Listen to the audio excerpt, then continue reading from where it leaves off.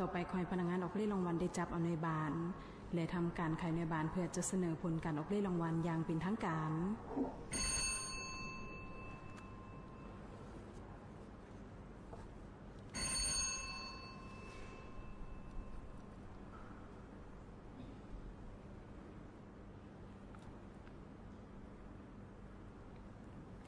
ในเวลานี้พร้อมแล้วที่จะประกาศผลการออกเลขรางวัลให้บรรณาธิการได้รับทราบผลการออกเลขรางวัลหวยพัฒนาประจำงวดที่151ออกข้างที่26เดือนธันวาคมปี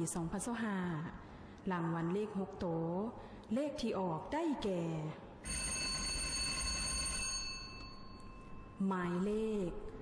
6500650052052เลข5โตได้แก่หมายเลข500525052เลข4โตได้แก่หมายเลข